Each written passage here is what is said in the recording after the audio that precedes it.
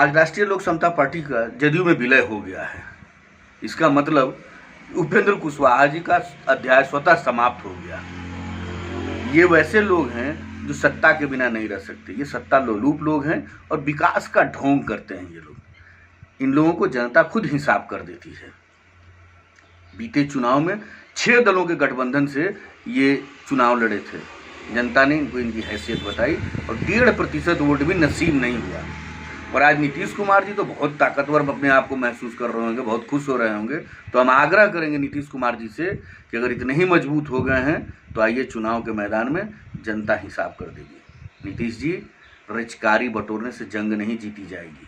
और ये जो फूके हुए कारतूस के दंभ पर आपको जंग जीतने का जो ख्वाब है, ये चकनाचूर हो जाएगा।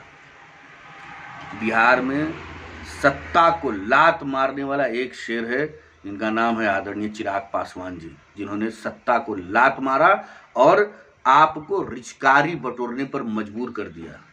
हम फिर से एक बार आग्रह करेंगे कि नीतीश जी, अगर बहुत ताकतवर आप हो गए हैं तो आइए चुनाव के मैदान में जनता दूध का दूध और पानी का पानी कर देगी। राष्ट्रीय लोक समता पार्टी का जदयू में विलय हो जाने के बाद यदि सच में जदयू इतनी मजबूत बनकर उभरी है या मजबूत हो गई है तो माननीय मुख्यमंत्री जी को चुनाव में जाना चाहिए, जनता को बताना चाहिए कि कैसे उन्होंने सत्ता के लोभ में अपनी जो सत्ता की चाह है कि कुर्सी के बिना वो रह नहीं सकते, उस कुर्सी की चाह में आज दो धर्रा जो इस चुनाव में कहीं ना कहीं बिल्कुल 2 ध्रुव की तरह थे, वो आज एक हो जाते हैं सत्ता लोभ में।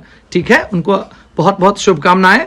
और बिहार के विकास को यह जो दिखावा करने की बात करते हैं, बिहार के खोखले विकास की बात करते हैं, कम से कम उनका चेहरा बेनकाब हो रहा है। जनता के बीच उनकी नियत और नियति दोनों दिखने लगी है। हमारे पार्टी के राष्ट्रीय अध्यक्ष, लोक जनशक्ति पार्टी के राष्ट्रीय अध्यक्ष माननीय चिराग भाई पासवान जी पिछले चुनाव में अकेले चुनाव में जाने का निर्णय लिया। क्यों लिया निर्णय? क्योंकि हमें सत्ता का लोभ नहीं है, हमें बिहार को आगे ले जानी है। बिहार फर्स्ट और बिहारी फर्स्ट का जो एक विजन है हमारा कि बिहार के लोगों को बिहार में रोजगार मिले, बिहार में उद्योग धंधे की स्थापना हो। आज बिहार के जो शिक्षा का स्तर इतना गिरता जा रहा है दिन ब दिन, उस सब चीज़ों पे काम हो।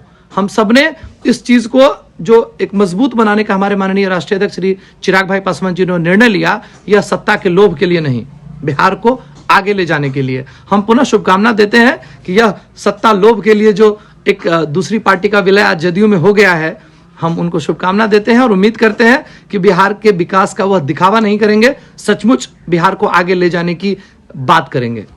राष्ट्रीय लोक समता पार्टी का जनता दल यू में विलय पर लोक जनशक्ति पार्टी यह उनसे आग्रह करती है कि जब आप बहुत मजबूत हो गए हैं बिहार में, तो चलिए जनता के बीच वर्ष 2020 के चुनाव में, विधानसभा चुनाव में, इन छोटे छोटे दलों का जो परसेंटेज है वो भी आपको मालूम है।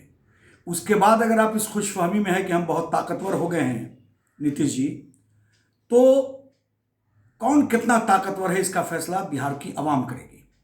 और हमारी पार्टी के राष्ट्रीय अध्यक्ष आदरणीय चिराग पासवान जी ने अकेले दम पर चुनाव लड़कर यह साबित कर दिया कि रामविलास पासवान का बेटा शेर है और कोई फैसला करता है तो उसके पीछे बिहार की आवाम का हित होता है। हमने वह चुनाव विधानसभा का लड़ा था बिहार फर्स्ट और बिहारी फर्स्ट के लिए, और हम लोग कटिबद्ध हैं, प्रतिबद्ध हैं कि जब तक बिहार को प्रथम नहीं देखेंगे तब तक अपने मिशन से पीछे नहीं हटेंगे। आज वैसे लोग जो जनता दल में धीरे धीरे अपने आप को समाहित कर रहे, उनका मिशन बिहार की तरक्की का क्या हुआ? क्या निश्चित रूप से बिहार में भ्रष्टाचार खत्म हो गया? क्या बिहार में माफियाओं का राज खत्म हो गया? उपेंद्र कुशवाहा जी, आपने बड़ी लंबी लंबी बातें की थी शिक्षा पर भी। क्या शिक्षा में मूलचूल परिवर्तन आ गया? शिक्षा व्यवस्थाएं सुधर गई? इसलिए मैं आज यह कहना चाहता हूं कि एक ही बेटा है बिहार में जिसका नाम चिराग पासवान है, और जिसने यह कमर कसा है कि हम बिहार को प्रथम लाएंगे, बिहार को विकास के पथ पर 1 नंबर पर देश हिंदुस्तान में ले जाएंगे। और हम यह कहना चाहते हैं, जब आप छोटी छोटी पार्टियों को जोड़कर इतने ताकतवर हो गए तो बिहार विधानसभा के चुनाव की घोषणा करिए, चलिए मैदान में, और जनता फैसला कर देगी कि कौन कितना मजबूत है।